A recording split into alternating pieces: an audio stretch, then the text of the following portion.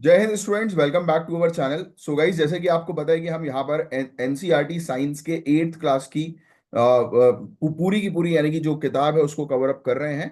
और मैंने आप लोग के लिए चीज़ें थोड़ी सी आसान कर दी है कुछ इस प्रकार से, जैसे कि आप अगर फॉलो कर रहे हैं तो आपको पता है कि हम यहाँ पर जितने भी इंपॉर्टेंट चीज़ें हैं आपके सिविल सर्विसेज एग्जामिनेशन के लिए चैप्टर वाइज उसको कवर कर रहे हैं। सिर्फ वही चीज को कवर अप किया जा रहा है जो आपके एग्जामिनेशन के लिए इंपॉर्टेंट है। तो इससे फायदा क्या होगा, इससे आपको पूरी बुक पढ़ने की जरूरत नहीं है। सिर्फ आपको हमारे लेक्चर्स को कवर अप करना है और साथ ही साथ हम जो आपको नोट्स प्रोवाइड कराते हैं उसको बस आपको रिवाइज करना है मल्टीपल टाइम्स। इससे आपका पूरे के पूरे चैप्टर्स कवर हो जाएंगे, पूरी बुक कवर हो जाएगी और आप अपने एग्जामिनेशन में आराम से जो है वो क्वेश्चन सॉल्व कर सकते हैं।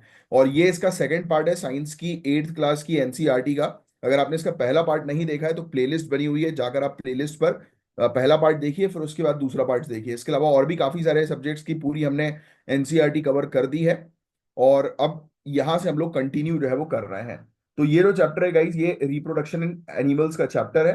तो चलिए बिना समय वेस्ट किए हम लोग इस चैप्टर को जो है वो स्टार्ट करेंगे। तो हम मोड्स ऑफ रिप्रोडक्शन को जो है वो सबसे पहले कवर करेंगे। तो देखो यार, जो कि एनिमल किंगडम में दो मेन तरीके से होते हैं। एक सेक्सुअल रिप्रोडक्शन होता है, एक एसेक्सुअल रिप्रोडक्शन होता है। क्योंकि हमने ऑलरेडी प्लांट की रिप्रोडक्शन के बारे में डिस्कस कर लिया था पिछले चैप्टर्स में, यानी कि पिछले पार्ट में। और अब हम एनिमल्स के बारे में डिस्कस करेंगे, तो सेक्सुअल और एसेक्सुअल रिप्रोडक्शन। तो सबसे पहले अगर हम बात करें सेक्सुअल रिप्रोडक्शन की, तो ये दो पेरेंट्स के थ्रू होता है, एक मेल और एक फीमेल। मेल और फीमेल गैमेट्स यानी कि स्पर्म और एग्स फ्यूज होते हैं, जिससे नया ऑफस्प्रिंग बनता है। इसमें वेरिएशन होता है, यानी हर ऑफस्प्रिंग अपने पेरेंट से थोड़े डिफरेंट होता है, इसलिए जेनेटिक वेरिएशन इसको जो है वो जनरली कहा जाता है, जो डिफरेंसेस आता है पेरेंट्स और बच्चों के बीच में। अब दूसरा होता है एसेक्सुअल रिप्रोडक्शन। इसमें एक ही पेरेंट होता है जो ऑफस्प्रिंग बनाता है, वो जेनेटिकली पेरेंट के आइडेंटिकल होते हैं। यानी कि इसमें अगर देखो, सेक्सुअल रिप्रोडक्शन में मेल और फीमेल दो लोग रहते हैं, है ना, दो बेसिकली आप कह सकते हैं ऑर्गेनिज्म पार्टिसिपेट करते हैं। तो जब दो ऑर्गेनिज्म पार्टिसिपेट करेंगे तो उनका जो बच्चा होगा, ऑफस्प्रिंग जो होगा, वो ऑब्वियस सी बात है कि थोड़ी प्रॉपर्टी जो है वो अपने फादर से लेगा, थोड़ी थोड़ी प्रॉपर्टी अपने मदर से लेगा। राइट। उसके बाद जब वो बेबी होंगे उनके अंदर दोनों की प्रॉपर्टीज होगी, इसलिए जेनेटिक वेरिएशन जो होता है ऑफस्प्रिंग ऑफस्प्रिंग का सेक्सुअल रिप्रोडक्शन में वो थोड़ा सा डिफरेंट होता है। बट ए सेक्सुअल में सेम होगा, क्योंकि वो सेम पेरेंट से बन रहा है। Are you getting this point? तो इसलिए एसेक्सुअल रिप्रोडक्शन में हमेशा ऑफस्प्रिंग जो होंगे वो जेनेटिकली पेरेंट के आइडेंटिकल होंगे, और ये बेसिकली क्लोन होते हैं। याद रखना, अगर क्वेश्चन इस प्रकार से बनता है कि 100% जेनेटिक आइडेंटिफिकेशन या 100% क्लोनिंग जो है वो किस मोड ऑफ रिप्रोडक्शन में होगी, तो वो एसेक्सुअल मोड ऑफ रिप्रोडक्शन में होगी। इसके कुछ एग्जांपल्स हैं, जैसे कि हम लोग को बर्डिंग देखने को मिलता है, हाइड्रा। इसमें एक नया इंडिविजुअल पेरेंट की बॉडी से बर्ड, यानी कि फॉर एग्जांपल एक प्लांट है, उसमें अब जैसे कि एनिमल्स की जो है बात हो रही है, तो हाइड्रा के बारे में अगर हम बात करें तो उसका एक बॉडी पार्ट जो है वो डेवलप होगा और बॉडी पार्ट उससे अलग हो जाएगा। राइट। और जो बॉडी पार्ट अलग होगा वो एक नए ऑर्गेनिज्म को जो है वो बर्थ दे देगा, यानी कि उसी से नया ऑर्गेनिज्म बन जाएगा। है ना, तो ये होता है। ऐसे ही एक बाइनरी फ्यूजन होता है, वो अमीबा में होता है। पेरेंट ऑर्गेनिज्म अपने आप को दो आइडेंटिकल डॉटर सेल में डिवाइड कर लेते हैं, यानी कि वो अब फट जाएगा और एक सिंगल बॉडी जो है वो दो में डिवाइड होगी, फिर दो बॉडी चार में डिवाइड होगी। It works like that. तो ये ए सेक्सुअल रिप्रोडक्शन में होता है। इसके एग्जांपल्स बर्डिंग और बाइनरी फिजन में, बर्डिंग में हाइड्रा ध्यान में रखना, बाइनरी फिजन में अमीबा ध्यान में रखना। है ना। अब सेक्सुअल रिप्रोडक्शन इन एनिमल्स के बारे में हम चर्चा करें। इसमें मेल और फीमेल रिप्रोडक्टिव ऑर्गन इन्वॉल्व होते हैं। मेल रिप्रोडक्टिव ऑर्गन्स ये स्पर्म प्रोड्यूस करते हैं। मेन पार्ट इसमें होते हैं टेस्टिस, वॉस डिफरेंसेस और पेनिस। फीमेल रिप्रोडक्टिव ऑर्गन्स ये एग या फिर ओवा प्रोड्यूस करती हैं। मेन पार्ट इसमें ओवरीज, फैलोपियन ट्यूब्स, यूटेरस और वेजिना होती है। और मैं चाहूंगा कि इसका आप जो है वो एक बार जो स्केच डायग्राम होता है उसको एक बार जो है वो रेफर कर सकते हैं, जो एनसीईआरटी की किताब में भी है, सिर्फ रेफर कर सकते हैं देखने के हिसाब से। बाकी उतना कुछ आपके सिविल सर्विसेज के लिए इंपॉर्टेंट नहीं है, बस पार्ट्स थोड़े से इंपॉर्टेंट हो जाते हैं जो कि बहुत ईजी और जो आपने ऑलरेडी पहले भी पढ़ रखे होंगे। तो आई डोंट थिंक कि आपको इसमें कोई प्रॉब्लम होगी समझने में या याद करने में। अब बात करते हैं फर्टिलाइजेशन की। तो ये स्पर्म और एग का फ्यूजन जो होता है उसको फर्टिलाइजेशन बोलते हैं। दो तरह से ये हो सकता है, एक होता है एक्सटर्नल फर्टिलाइजेशन, ये बॉडी के बाहर होता है जैसे कि फ्रॉग्स में। और इंटरनल फर्टिलाइजेशन ये बॉडी के अंदर होता है, जैसे जनरली ह्यूमंस में। जब मदर एक बेबी को बर्थ देती है तो उनका इंटरनल फर्टिलाइजेशन होता है, यस। तो ये चीज। अब एम्ब्रियो के डेवलपमेंट की बात करें तो जब फर्टिलाइजेशन होता है ना, यानी कि जब एग्स और स्पर्म आपस में फ्यूज होते हैं, तब जाइगोट सेल डिवीजन स्टार्ट करता है और डेवलप होता है। ये डेवलपमेंट या तो एक्सटर्नली हो सकता है जैसे बर्ड्स में, अंडे के अंदर, या फिर इंटरनली हो सकता है जैसे मैमल्स में, जैसे ह्यूमंस मान लो आप। फिर एक विवीपेरस और ओवीपेरस एनिमल्स होते हैं, जिससे रिलेटेड याद करो पिछले लेक्चर में मैंने आपको प्रीलिम्स के कुछ क्वेश्चंस दिए थे, तो उसमें मैंने आपको जो है वो पिछले पार्ट में बताया था कि इस प्रकार के विवीपेरस क्या होते हैं, ओवीपेरस क्या होते हैं, तो उसको थोड़ा सा ध्यान में रखना है। तो विवीपेरस मतलब कि ये एनिमल्स अपने बेबीज को डायरेक्ट बर्थ देते हैं, जैसे कि ह्यूमंस या फिर काउस जो डायरेक्ट बर्थ दे रहे हैं अपने बेबी को, उसको बोलेंगे विवीपेरस। ओवीपेरस मतलब कि जो एनिमल्स अंडे ले करते हैं, जैसे कि मुर्गी हो गई, सांप हो गए, है ना, तो ये ओवीपेरस होते हैं। ओवीपेरस यानी कि अंडे देने वाले, विवीपेरस यानी कि डायरेक्टली बर्थ देने वाले। इसमें आपको सिर्फ टर्मिनोलॉजीज थोड़ी सी ध्यान में रखनी है, जो मैं आपको पार्ट 1 में भी बता चुका हूं। तो देखो कितने अच्छे तरीके से हमने ये आपके लिए नोट्स बनाए। और अगर आप चाहते हैं कि नोट्स की पीडीएफ आपको रहे मिल जाए, तो आप हमारे एक्सक्लूसिव टेलीग्राम चैनल को ज्वाइन कर सकते हैं, और जिसको ज्वाइन करने के लिए आप इस दिए गए नंबर पर 9713282838 इस नंबर पर जो है वो व्हाट्सएप कर सकते हैं, राइट। और आपको एक्सक्लूसिव टेलीग्राम चैनल की डिटेल्स जो है वो मिल जाएगी। और इसके अलावा मैं आपको क्या बता रहा था, मेटामॉर्फिस या मेटामॉर्फिज्म भी जिसको है वो कहा जाता है। तो ये एक ऐसी प्रोसेस है जिसमें एक इमेच्योर फॉर्म से एडल्ट फॉर्म में ट्रांसफॉर्मेशन होता है। एग्जांपल्स मैं आपको बताऊं तो जैसे कि एक मेंढक है, ठीक है, मेंढक है, मेंढक ने जो है वो अंडा दिया। अब वो अंडा, अंडे से निकलेगा टैडपोल, और टैडपोल एक अडल्ट फ्रॉग में जो है वो जन्म ले लेगा। बटरफ्लाई की भी बात करें, बटरफ्लाई अंडे देती है, फिर लार्वा बनता है, फिर प्यूपा बनता है, फिर एडल्ट बटरफ्लाई जो है वो बनती है। तो ये मेटामॉर्फिज्म की प्रोसेस होती है कि जिसमें एक इमेच्योर फॉर्म से अडल्ट में ट्रांसफॉर्मेशन होता है, राइट। तो ये फैक्ट आप ध्यान में रखिएगा। फिर इसके अलावा अब एक सेकंड रुकिएगा। हाँ, अब नेक्स्ट चैप्टर की तरफ चलेंगे। इसमें पूरे चैप्टर्स हमारे कंप्लीट जो है वो हो गए हैं, यानी कि 9 चैप्टर के अंदर हमने पूरी जितनी भी काम की चीजें थी उस चैप्टर में आपके एग्जामिनेशन के लिए वो पूरी कवर कर ली। और अब 10th चैप्टर की तरफ आगे मूव ऑन करेंगे। देखो मैं आपको पहले ही बता चुका हूं, अगर जो स्टूडेंट पहली बार ये मेरा लेक्चर देख रहे हैं, कि ये जो पूरी किताब थी ये 8th क्लास के एनसीईआरटी के बच्चों की किताब थी। अब आप जो तैयारी कर रहे हो सिविल सर्विसेज की तैयारी कर रहे हो, तो आप सिर्फ उतनी चीजें ग्रैप्स करोगे जो आपके एग्जामिनेशन के लिए हेल्पफुल है। और हमने पिछले 10 सालों के पेपर को एनालाइज किया, अपने एक्सपीरियंस को जो है वो यहाँ पर सामने रखा, और सिर्फ वही चीज जो है वो एक्सट्रैक्ट करिए जो आपको एग्जामिनेशन के लिए जरूरी है। इसलिए तो आप हमें ज्वाइन किए हो, जिससे कि आपको ज्यादा मेहनत करने की आवश्यकता जो है वो ना पड़े, बिल्कुल काम की पिन टू पॉइंट चीजें जो है वो आपको मिल जाए।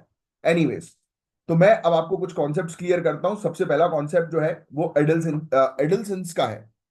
तो ये वो पीरियड होता है जब हम बचपन से एडल्टहुड में ट्रांजिट करते हैं। यूजुअली 10 से लेकर 19 साल का जो पीरियड होता है, एज ग्रुप जो होता है, वो एडल्सेंस का एज ग्रुप होता है, राइट। अब इसकी कुछ स्टेजेस होती हैं, है ना, जैसे प्यूबर्टी। ये वो स्टेज होती है जब हमारी बॉडी में हार्मोनल चेंज होते हैं जो हमें रिप्रोडक्टिव कैपेबिलिटी के लिए रेडी करते हैं, इसको बोलते हैं प्यूबर्टी। फिर दूसरा हार्मोन्स, ये केमिकल मैसेंजर होते हैं जो बॉडी फंक्शंस को रेगुलेट करते हैं। मेल्स में टेस्टोस्टेरॉन जो आपने नाम सुना होगा, और फीमेल्स में एस्ट्रोजन सबसे इंपॉर्टेंट हार्मोन होता है, याद रखिएगा। टेस्टोस्टेरॉन मेल्स में और फीमेल में एस्ट्रोजन। तो ये बेसिकली हॉर्मोन्स होते हैं जो इंपॉर्टेंट हार्मोन होते हैं जो प्यूबर्टी में इन्वॉल्व रहते हैं।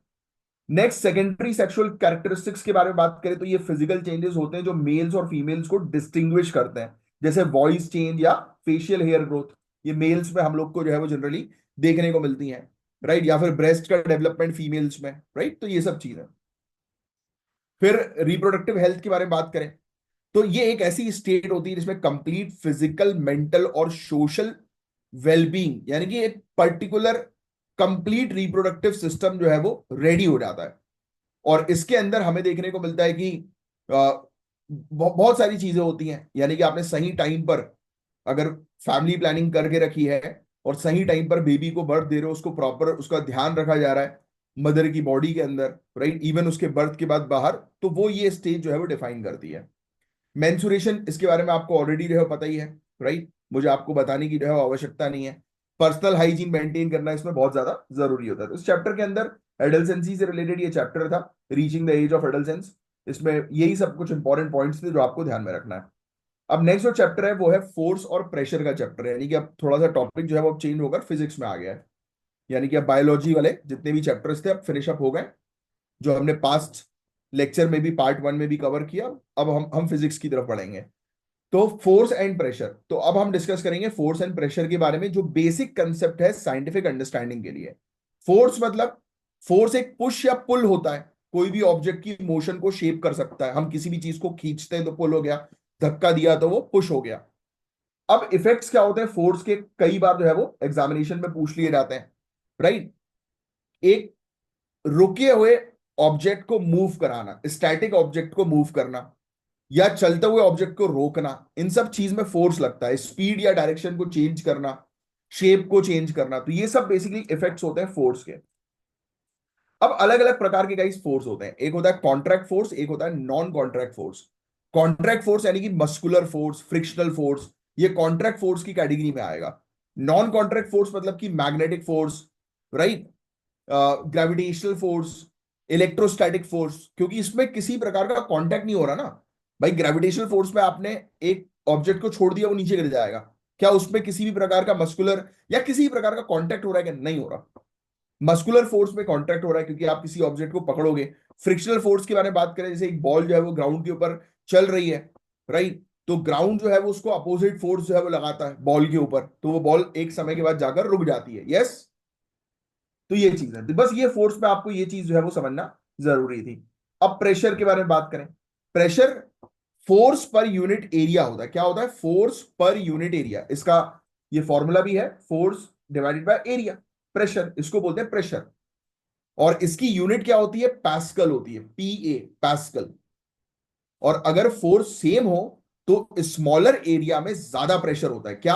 अगर फोर्स सेम हो तो छोटे एरिया में ज्यादा प्रेशर होगा, और अगर एरिया सेम हो तो ज्यादा फोर्स से भी प्रेशर बढ़ सकता है, राइट। तो ये फैक्ट थोड़े से इंपॉर्टेंट होते हैं, ये अक्सर घुमा फिरा के एग्जामिनेशन में पूछे जाते हैं। वैसे उतना डिटेल में आपसे पूछेंगे नहीं, क्योंकि ये सिर्फ टर्मिनोलॉजी है जो आपको ध्यान में रखनी है बस। इतना ऐसे ई वाले क्वेश्चन आते नहीं बच्चों वाले। ठीक है, अब कुछ एप्लीकेशन की बारे में बात करें। शार्पर नाइफ से ज्यादा प्रेशर पड़ता है। अगर नाइफ शार्प होगी तो आप हल्का सा भी फोर्स लगाओगे तो सामने चीज कट जाएगी, है ना। और अगर नाइफ शार्प नहीं है, चाकू शार्प नहीं है, तो ज्यादा फोर्स भी लगाओगे तो भी कुछ फर्क नहीं पड़ेगा ऑब्जेक्ट को, है ना। हैवी व्हीकल्स में चौड़े टायर होते हैं ताकि प्रेशर ग्राउंड पर इवनली डिस्ट्रीब्यूट हो सके। आप देखते होंगे ना, छोटी गाड़ियों के छोटे टायर होते हैं, बड़ी गाड़ी के बड़े टायर होते हैं। क्यों होते हैं? ऐसे क्वेश्चन आ सकते हैं प्रीलिम्स में। उसका मेन रीजन है ये, प्रेशर और फोर्स, कि प्रेशर ग्राउंड पर इक्वली डिस्ट्रीब्यूट हो जाए, इसलिए बड़े टायर होते हैं हैवी व्हीकल्स में। समझ रहे हो? देखो ये एक ऐसी छोटी सी चीज है यहां पर, बट वो आप देख सकते हो कि वो कितना वो करेगी, क्वेश्चंस मतलब तैयार कर सकती है।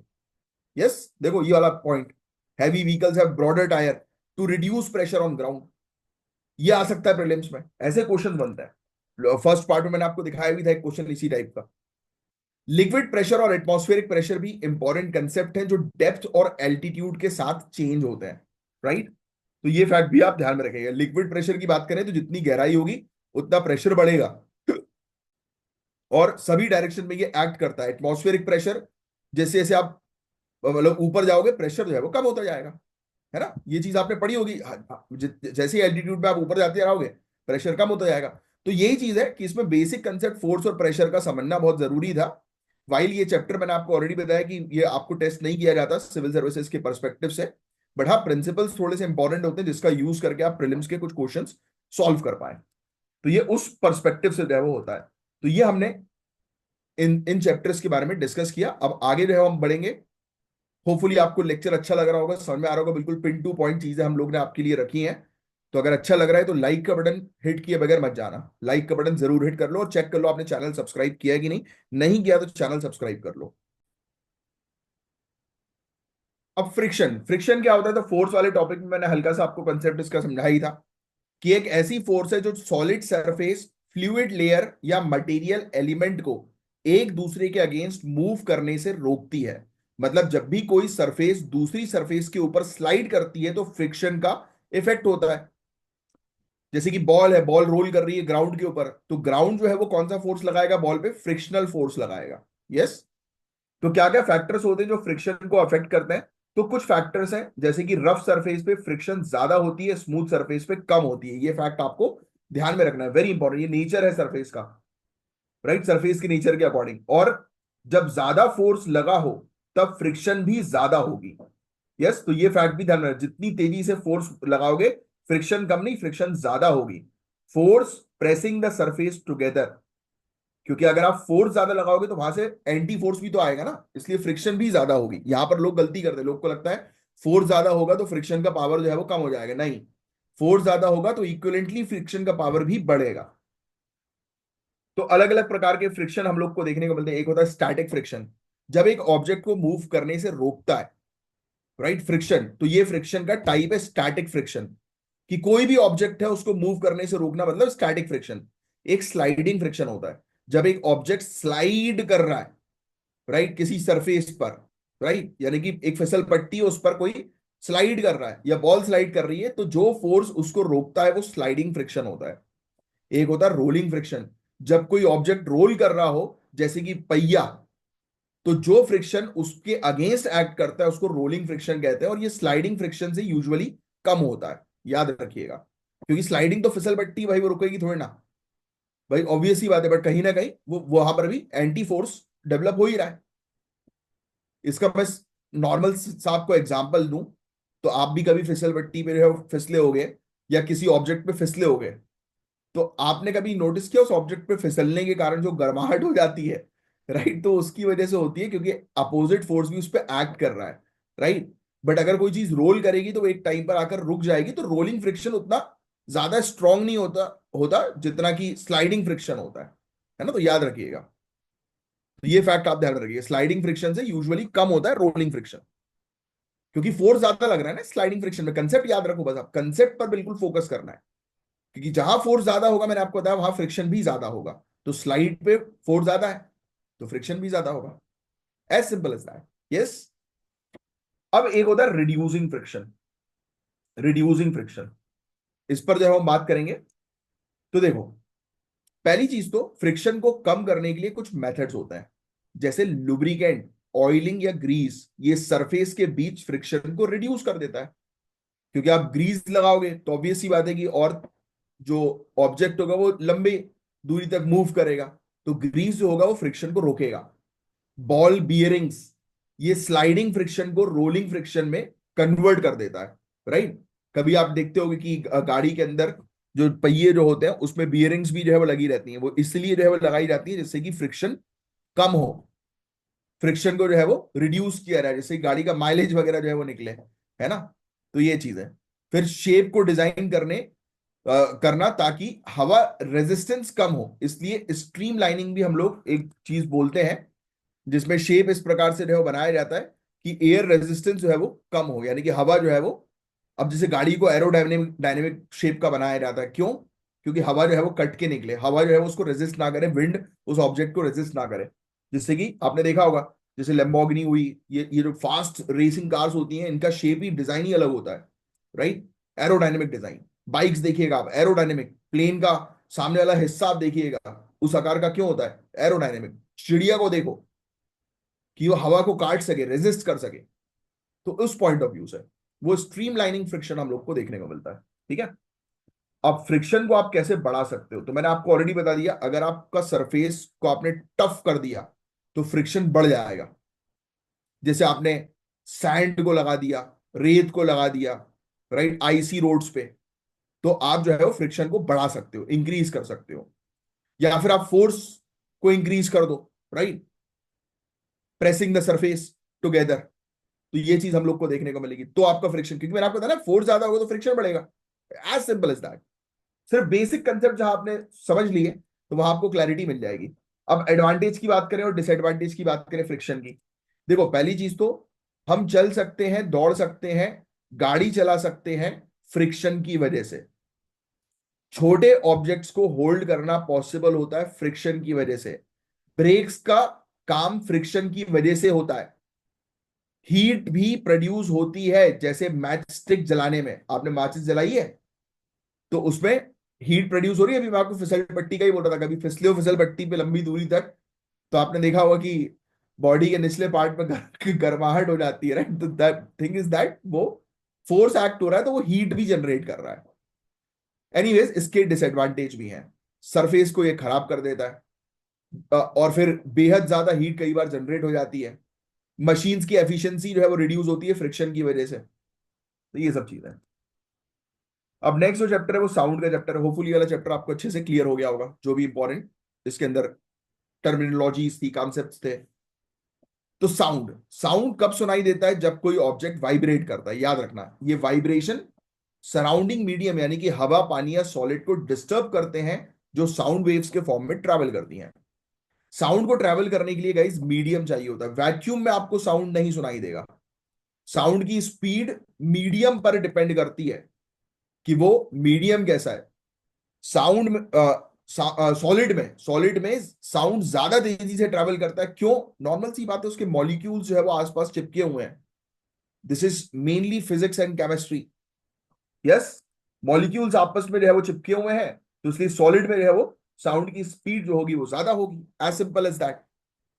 लिक्विड से फास्ट होगी सॉलिड में, और गैस से गैस में थोड़ा स्लो हम लोग को देखने को मिलता है, राइट? क्योंकि मॉलिक्यूल्स थोड़े और दूर रहते हैं। तो साउंड बेहतर किस मीडियम में अ, आप कह सकते हो कि एक जगह से दूसरी जगह तक पहुंचाया जा सकता है? तो सॉलिड मीडियम, फिर लिक्विड, फिर लास्ट में आता है गैशियस यानी कि एयर। नेक्स्ट, अब इसके कैरेक्टरिस्टिक्स के बारे में जो है वो चर्चा करें। तो एम्पलीट्यूड, वाइब्रेटिंग पार्टिकल्स की मैक्सिमम डिस्प्लेसमेंट से डिटरमाइन होता है एम्पलीट्यूड। ज्यादा एम्पलीट्यूड मतलब ज्यादा लाउडनेस। अगर कहीं पर साउंड बहुत तेज बज रहा है तो उसको बोलेंगे इसका एम्पलीट्यूड बहुत हाई है। तो तेज आवाज मतलब एम्पलीट्यूड। और फ्रीक्वेंसी यानी कि नंबर ऑफ ऑसिलेशन पर सेकेंड। फ्रीक्वेंसी से के ज्यादा होने पर पिच भी हाई होती है, यानी कि हाई पिच में अगर कोई साउंड जो है वो चल रहा है, चीख रही है आवाज तेज, तो वो हाई फ्रीक्वेंसी है उसकी। एम्पलीट्यूड यानी कि लाउडनेस, कि वो उसका बास यानी कि बोलते हैं ना बहुत तेज आवाज में साउंड बज रहा है, तो एम्पलीट्यूड हाई है। चीख रहा है कनिंग आवाज, तो वो उसकी पिच हाई है, फ्रीक्वेंसी। और टाइम पीरियड इसमें यानी कि एक कंप्लीट ऑसिलेशन का टाइम, ये फ्रीक्वेंसी का रेसिप्रोकल जो है वो होता है। तो ये तीन टर्मिनोलॉजी है बेसिकली, जो आपको जो है वो ध्यान में रखनी है, टाइम पीरियड।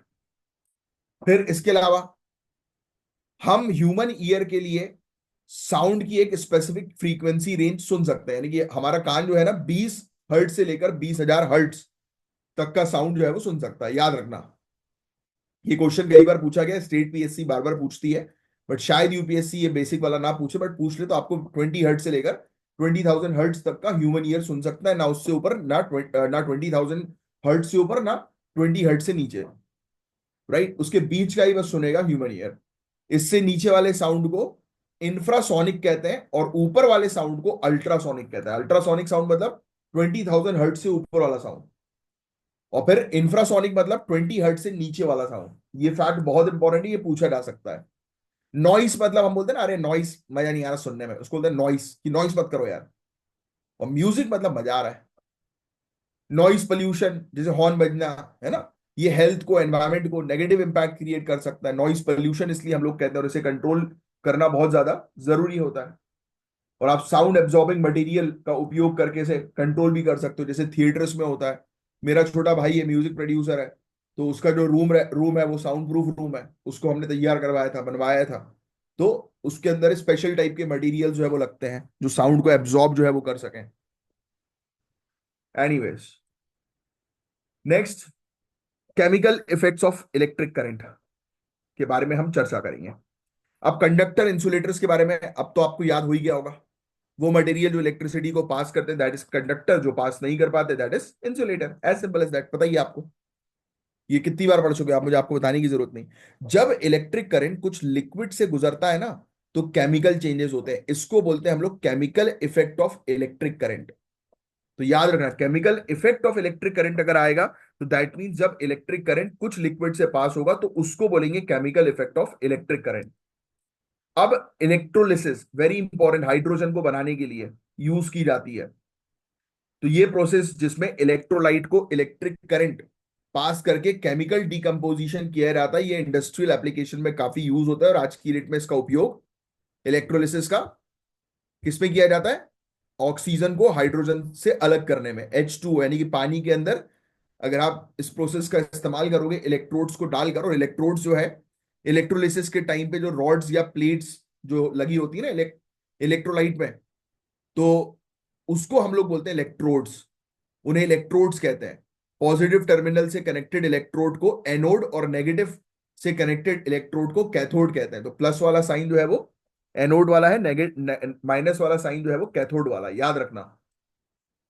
ठीक है, फिर इलेक्ट्रोलाइसिस की प्रोसेस के बारे में आपको ऑलरेडी बता ही चुका हूं। एक होता है इलेक्ट्रोप्लेटिंग भी होता है, पता है आपको? एक ये इलेक्ट्रोड हो गया, दो रॉड्स वाला। इलेक्ट्रोप्लेटिंग एक होता है, एक मेटल के ऊपर जब दूसरे मेटल का पतला लेयर डिपॉजिट करना होता है इलेक्ट्रोलिसिस के थ्रू, इसको इलेक्ट्रोप्लेटिंग कहते हैं।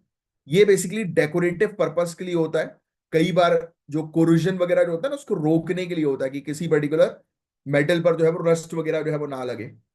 तो उस पर्पस के लिए होता है, उस मेटल को और स्ट्रांग बनाने के पर्पस के लिए होता है। कई बार आपने जैसे सुना होगा गोल्ड प्लेटेड मटेरियल, तो वो इलेक्ट्रोप्लेटिंग के थ्रू पॉसिबल होता है। ऐसे क्वेश्चन प्रीलिम्स में आ सकते हैं, इसलिए ये चैप्टर मैं आपको इस तरीके से पढ़ा रहा हूं कि जो सिर्फ प्रीलिम्स के लिए या मेंस के कंसेप्ट के लिए आपके लिए इंपॉर्टेंट हो, बस। तो ये था गाइस चैप्टर, होपफुली आपको चीजें क्लियर हुई। अब बड़ा इंटरेस्टिंग कंसेप्ट है जिससे रिलेटेड क्वेश्चन आया भी है, बिजली चमकना यानी कि लाइटनिंग। तो लाइटनिंग क्या है? एक मैसिव इलेक्ट्रिक डिस्चार्ज है जो क्लाउड्स के बीच, क्लाउड्स और धरती के बीच, या फिर क्लाउड्स के अंदर भी हो सकता है। तो बिजली चमकती है बादलों के अंदर भी, बादल और धरती के बीच में भी जो हम देखते हैं बिजली गिरती हुई, है ना? तो ये चीज होता है, आपस में बादलों के बीच में भी होता है।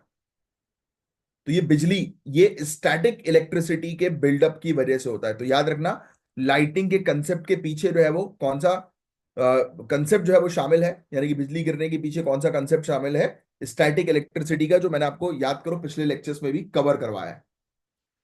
अब बहुत इंपॉर्टेंट चीज है जो बता रहा हूं, ध्यान से सुनना। क्लाउड के अंदर हवा और पानी के ड्रॉपलेट्स ड्रॉपलेट्स मूव करते हैं, आपको पता ही है। भाई बादल कैसे बनता है मुझे आपको बताने की जरूरत नहीं। उसके अंदर हवा भी है, उसके अंदर पानी के ड्रॉपलेट्स भी हैं। उनके बीच फ्रिक्शन होता है, ये आपस में एक दूसरे से टकराते हैं, घिसते हैं, और जिससे इलेक्ट्रिक चार्जेस अलग हो जाते हैं। पॉजिटिव चार्जेस क्लाउड के ऊपर कलेक्ट होते हैं और नेगेटिव चार्जेस नीचे साइड में होते हैं। याद रखना, क्लाउड का डायग्राम बनाना, उसके ऊपर प्लस का साइन बनाना, नीचे साइड माइनस का साइन बनाना, है ना? ये आपको डायग्राम बनाना है। और अगर नोट्स नोट्स बना रहे हो छोटे से, या फिर इसका पीडीएफ का प्रिंट आउट करा रहे हो, तो यहीं पे साइड में क्लाउड बना देना, ऊपर प्लस नीचे माइनस। क्योंकि जब आपके पास ये पीडीएफ रहेगी, तो उसमें आप साइड में डिजाइन करोगे, ड्राइंग करोगे, हाईलाइट करोगे ना, तो आपको बाद में रिवाइज करने में बड़ा इंटरेस्टिंग भी लगेगा, और आपको इजीली याद होंगी चीजें।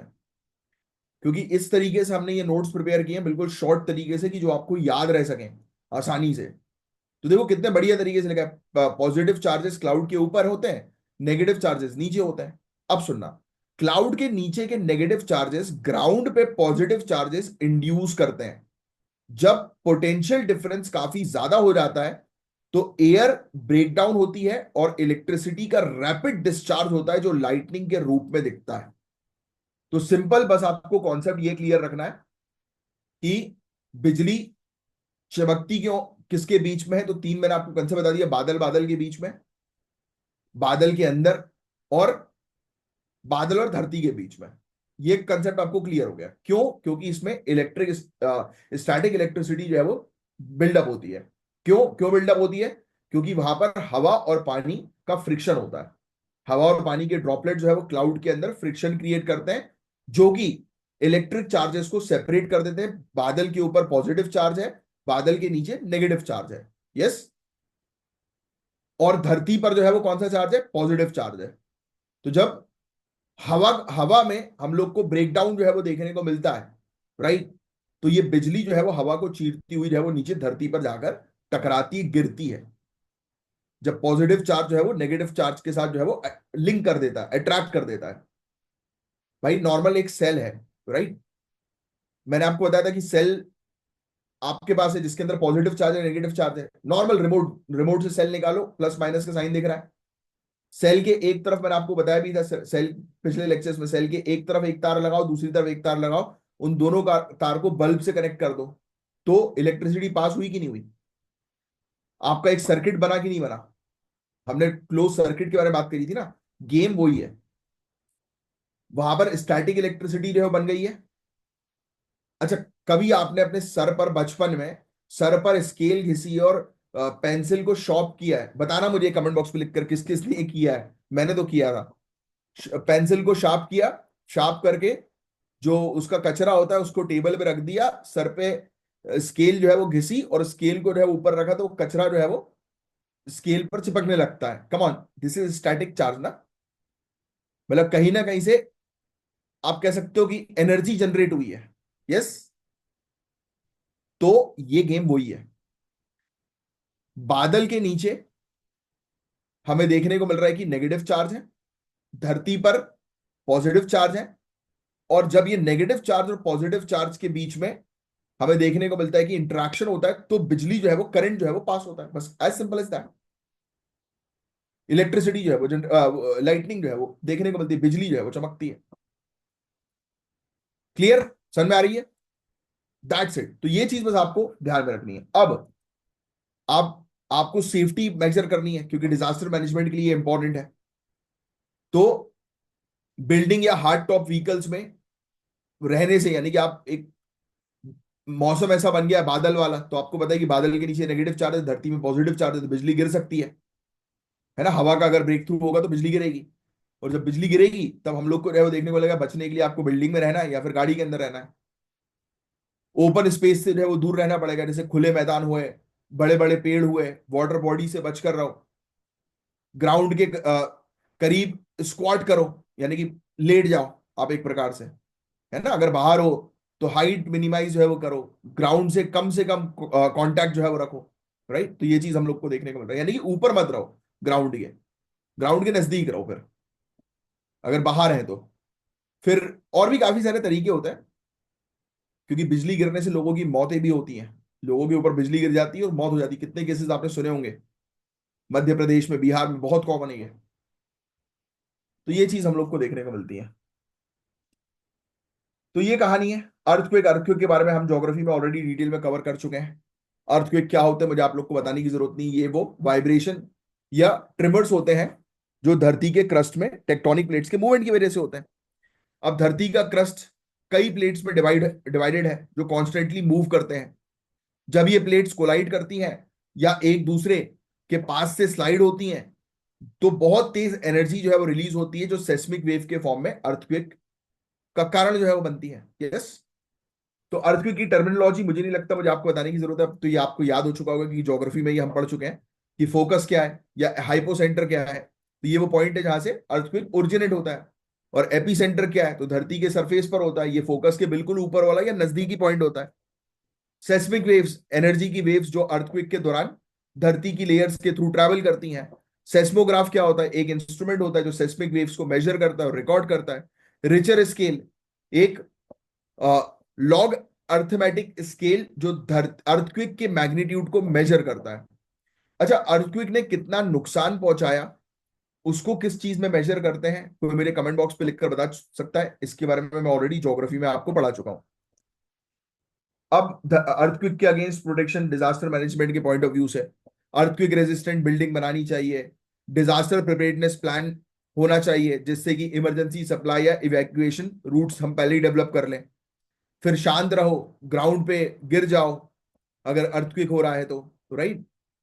या फिर डेस्क के नीचे जो है वो छुप जाओ, यानी कि कोई ऐसी जगह पर जहां पर आपका सर ना टकराए, जहां पर आपकी बॉडी को ज्यादा डैमेज ना हो। राइट, कुछ सेकंड्स के लिए होता ही है, बट ह्यूज डिस्ट्रक्शन क्रिएट करता है। तो ये बेसिक आइडिया दिया था साइंस की किताब में अर्थक्वेक डिजास्टर मैनेजमेंट के परस्पेक्टिव से। अब एक चैप्टर आ रहा है light, light and it's property. आइए इसको, इस चैप्टर को कवर कर लेते हैं। तो लाइट क्या है? लाइट हमें देखने में मदद करती है, मैंने आपको ऑलरेडी बता चुका हूं। जो ऑब्जेक्ट्स लाइट एमिट करते हैं उन्हें ल्यूमिनस ऑब्जेक्ट कहते हैं, और नॉन ल्यूमिनस ऑब्जेक्ट तब विजिबल होते हैं जब ल्यूमिनस ऑब्जेक्ट का लाइट उन पर पड़ता है। मैंने आपको बताया ना कि जब अंधेरा रहता है तो लाइट ऑन करते हैं, तो हमें ऑब्जेक्ट क्यों दिखाई देते हैं? क्योंकि सभी ऑब्जेक्ट के ऊपर लाइट पड़ रही है, तो हमें देखना है। याद करो, पहले पढ़ चुके हैं इस टॉपिक को भी हम लोग। ठीक है, rectilinear propagation of light, light straight line में ट्रेवल करती है, राइट, जिससे शेडो का फॉर्मेशन से ये प्रूव जो है वो होता है कि लाइट स्ट्रेट लाइन में ट्रैवल कर रही है। रिफ्लेक्शन और रिफ्रैक्शन भी मैं आपको बता चुका हूं, तो मुझे आपको इसके बारे में पढ़ाने की जरूरत नहीं है। जब लाइट किसी सरफेस पे पड़ती है तो उसका कुछ हिस्सा वापस बाउंस जो है वो हो जाता है, इस प्रोसेस को जो है वो रिफ्लेक्शन जो है वो कहते हैं, है ना। और स्मूथ सरफेस ज्यादा अच्छे से लाइट रिफ्लेक्ट करते हैं compare to rough rough surface. Law of reflection, angle of incidence equals to angle of reflection. Incident ray, reflected ray और नॉर्मल, ये तीनों एक ही प्लेन में होती है, तो ये सब याद रखने की जरूरत नहीं है, पहले भी मैं आपको बता ही चुका हूं। रेगुलर रिफ्लेक्शन और डिफ्यूज या रेगुलर रिफ्लेक्शन, रफ सरफेस पे होता ही है रेगुलर रिफ्लेक्शन। रेगुलर रिफ्लेक्शन तो आपको स्मूथ सरफेस जैसे मिरर्स पे देखने को मिल जाएगा। मिरर्स को अरेंज करके मल्टीपल इमेजेस बनाई जा सकती है, राइट। जैसे कि आपने जो है वो कई बार वो कुछ खिलौने जो है वो देखे होंगे जिसके अंदर आंख डाल के मल्टीपल शेप जो है वो बन जाते हैं, जिसको देखते हैं ना, अंदर अंदर डाल के घुमाओ तो मल्टीपल चूड़ियों के शेप जो है वो बनते हैं। तो दिस इज द कमाल ऑफ मिरर्स, उसके अंदर मिरर्स होता है, मिरर की है बेसिकली साइंस है, ये पूरी चीज है। अब ह्यूमन आई, मैं आपको ये पहले भी पढ़ा चुका हूँ इस टॉपिक को। ह्यूमन आई एक कॉम्प्लेक्स ऑर्गन है, मुझे कमेंट बॉक्स पे लिख कर बताओ ह्यूमन आई जो है वो कॉनकेव है कि कॉन्वेक्स है, उसका शेप बताओ कमेंट बॉक्स पे लिखकर। उसमें लेंस कॉनकेव लेंस है या कॉनकेव लेंस है, कॉन्वेक्स या कॉनकेव लेंस बताओ। तो ह्यूमन आई एक कॉम्प्लेक्स ऑर्गन है, हमें देखने में मदद करता है। इसमें इंपॉर्टेंट पार्ट्स हैं कॉर्निया, आइरिस, प्यूपिल, लेंस, रेटिना और ऑप्टिक नर्व। मैंने पहले भी आपको बोला था कि ह्यूमन आई का एक डायग्राम बना लेना अपने पास, प्रैक्टिस करो आज ही, ह्यूमन आई का डायग्राम बनाइएगा और उसके पूरे पार्ट्स को जो है वो लिख लीजिएगा। और इस की पीडीएफ को अगर आप प्रिंट आउट करा रहे हैं तो साइड में ही यहीं पर ही ह्यूमन आई का पूरा डायग्राम बनाओ, और उसके पूरे जितने भी ये मैंने यहाँ पर लिखे हुए हैं पार्ट्स, कॉर्निया का है, आइरिस का है, प्यूपिल का है, लेंस का है, रेटिना का है, ऑप्टिक नर्व का है, तो वो पूरा जो है वो लिख लो, ठीक है। विजुअली चैलेंज लोग और ब्रेल, ब्रेल सिस्टम तो आपको ऑलरेडी पता है यार, ये एक टैक्टिकल, आप कह सकते हो टैक्टाइल राइटिंग सिस्टम है, जो बेसिकली विजुअली इंपेयर्ड लोग यूज करते हैं। इसमें आपने देखा होगा, अपने जेब से एक नोट निकालो, करेंसी करेंसी, और उसमें आप देखना साइड में तीन तीन या दो दो लाइनें बनी होंगी, है ना, तो वो बेसिकली ब्रेल की लाइन है। इवन कभी आपने ट्रेन में ट्रैवल किया होगा तो आज की डेट में ट्रेन की जो सीट्स होती हैं, उसका सीट का नंबर जो होता है उसमें भी ब्रेल का उपयोग जो है वो किया जा रहा है। तो जो देख नहीं पाते, जो विजुअली चैलेंज जो लोग होते हैं, तो वो इसका उपयोग करते हैं रीड करने के लिए, दैट्स इट, और कुछ नहीं है इसके अंदर। अब ये भी टॉपिक मैं आपको ज्योग्राफी में पढ़ा चुका हूं, ये बेसिक जनरल साइंस का टॉपिक था इसलिए साइंस में आया हुआ है। अब देखो सेलेस्टियल ऑब्जेक्ट यूनिवर्स में countless stars, planet, satellites, comets, asteroid, meteoroids, galaxies हैं, है ना, ये सब सेलेस्टियल ऑब्जेक्ट हैं। जो यूनिवर्स में जितनी भी चीजें हैं, जितने भी ऑब्जेक्ट्स हैं, उनको सेलेस्टियल ऑब्जेक्ट बोलते हैं। कॉन्स्टिलेशन ग्रुप ऑफ स्टार्स को बोलते हैं जो एक पैटर्न बनाते हैं, जैसे कि उस उर्सा मेजर, ग्रेट बियर जिसको बोलते हैं, उर्सा माइनर, लिटिल बियर जिसको बोलते हैं, ओरियन, राइट, ऐसे ही है, कैसियोपिया, राइट। तो इन्हें आइडेंटिफाई करना और नाइट स्काई को समझना यूपीएससी के लिए इंपॉर्टेंट है। पोल स्टार की बारे में बात करें तो ये नॉर्थ सेलेस्टियल पोल के पास जो है वो होता है और स्टेशनरी लगता है, नहीं कि एक ही जगह पर आपको नजर आएगा ये पोल स्टार। अच्छा, पोल स्टार को आप आइडेंटिफाई किस कॉन्स्टिलेशन के थ्रू कर सकते हो, कमेंट बॉक्स पे लिख कर बताओ, क्योंकि ये ज्योग्राफी में मैं आपको पहले पढ़ा चुका हूं, जिसके पूरे लेक्चर जो है वो ऑलरेडी हमारी सीरीज में कवर्ड हो चुके हैं।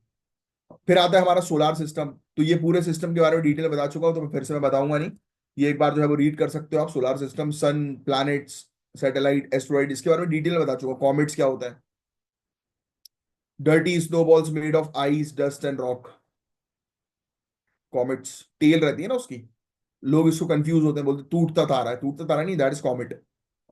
मीटियोरॉइड्स, मीटियोराइट, याद आ रहा है कुछ।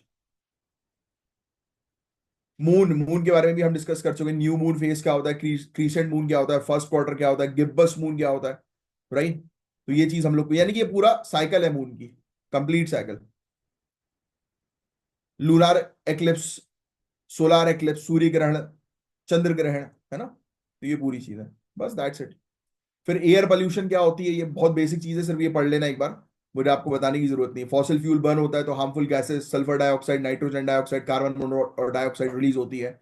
इंडस्ट्री से पार्टिकुलेट मैटर रिलीज होते हैं, लेड और भी दूसरी टॉक्सिक गैसेस रिलीज होती है। एग्रीकल्चर में पराली हम लोग जलाते हैं, राइट, स्टबल बर्निंग होती है, तो उसके कारण से पॉल्यूशन होता है। इवन फर्टिलाइजर पेस्टिसाइड्स के उपयोग के कारण एयर पॉल्यूशन होता है। वॉल्केनो के एरप्ट होने से एयर पॉल्यूशन होता है, फॉरेस्ट फायर से एयर पॉल्यूशन होता है, स्मोक डस्ट पार्टिकल रिलीज होती हैं। एक सेकंड रुकना यार, ये क्या हो गया। हाँ, इफेक्ट्स क्या है एयर पोल्यूशन के? रेस्पिरेटरी प्रॉब्लम होती है, ग्लोबल वार्मिंग हो रही है, एसिड रेन हो रही है ना, ओजोन लेयर फट रही है, ऐसे ही वाटर पोल्यूशन होता है, इंडस्ट्री से निकलने वाला गंदा पानी नदियों को जो है खराब हो रहा है, एग्रीकल्चर से निकलने वाला पानी नदियों को खराब कर रहा है। ऑयल गिर जाता है तो नदियां खराब होती हैं। पानी में बहुत सारी डिजीज, कोलेरा, टाइफाइड, डिसेंट्री होती है, बहुत बेसिक चीजें। Eutrophication a very important term. ठीक है, दैट्स इट। बस यही था इस चैप्टर के अंदर, बाकी सिविल सर्विसेज के लिए उतना कुछ खास इंपॉर्टेंट नहीं है वैसे यूट्रोफिकेशन ये सब पूरी चीजें जो मैं आपको ऑलरेडी कवर अप करवा ही चुका हूँ। अब देखो, मैंने देखो लास्ट में आप लोगों के लिए मेंस के क्वेश्चन भी लिखे हैं, देखो 5 क्वेश्चंस दिए हुए हैं मेंस के। इसका आंसर जो है वो लिखने की अब कोशिश करो, क्योंकि 8th क्लास की साइंस की एनसीईआरटी आपने कवर कर ली है। तो गाइस देखो, सिविल सर्विसेज प्रीलिम्स के लिए एनसीईआरटी के जो भी पूरा मैंने अभी आपको सीरीज चलाई थी, वो सीरीज जो है वो यहाँ पर कंप्लीट हो गई है, और भी कुछ एनसीईआरटी के चैप्टर्स जो है वो बचे हुए हैं, मतलब किताबें हैं। तो वो उतनी कुछ खास होती नहीं है, क्योंकि इसके अंदर पूरा बेसिक ज्ञान मौजूद है। इसको आप एडवांस बुक और उसके साथ मैच करोगे, जैसे कि आपको लग रहा होगा कि 9th क्लास की एनसीईआरटी, 10th 11th 12th की साइंस की, तो देखो यार, आपको इन डेप्थ जाना नहीं है, आपको सिर्फ बेसिक कॉन्सेप्ट पता होने चाहिए। फिर जो करंट अफेयर्स में जो चीजें आ रही है उसको बस आप रिलेट करो, वही चीज आपके एग्जामिनेशन में पूछी जाएंगी। बाकी जो भी कुछ अपडेट्स होंगी एनसीईआरटी की किताबों की, तो वो मैं सीरीज में जो है वो जोड़ता जाऊंगा। You don't have to worry at all, you just have to follow our channel. So hopefully मैंने जो पढ़ाया वो आपको अच्छे से समझ में आया होगा। एंड इसके अलावा भी हमारी आप प्लेलिस्ट चेक करेंगे तो और भी काफी सारी चीजें इसमें ऐड ऑन होती जा रही हैं। मेहनत हम कर रहे हैं, काफी सारे अच्छा कंटेंट आपको प्रोवाइड कराएंगे। और आप हमारे एक्सक्लूसिव टेलीग्राम चैनल का हिस्सा जो है वो मतलब जिसको ज्वाइन करके हिस्सा जो है वो बन सकते हैं, जहां पर आपको प्रॉपर स्टडी मटेरियल मिल जाता है, राइट, बेहतर तरीके से। और भी काफी सारी एक्टिविटीज वहां पर कंडक्ट होती रहती हैं, तो आप उसको ज्वाइन कर सकते हैं। इवन एमसीक्यूज वगैरह और मेंस के जो क्वेश्चंस के सॉल्यूशंस होते हैं वो भी कई कई बार उसमें पोस्ट कर दिए जाते हैं, तो वो काफी हेल्पफुल ग्रुप होगा आपके लिए, तो उसको आप ज्वाइन कर सकते हैं दिए गए नंबर पर कांटेक्ट करके। चलिए, अब मैं साइन ऑफ करूंगा, मिलूंगा आपसे नेक्स्ट लेक्चर में। तब तक के लिए bye, take care, have a great day ahead. जय हिंद, जय श्री महाकाल।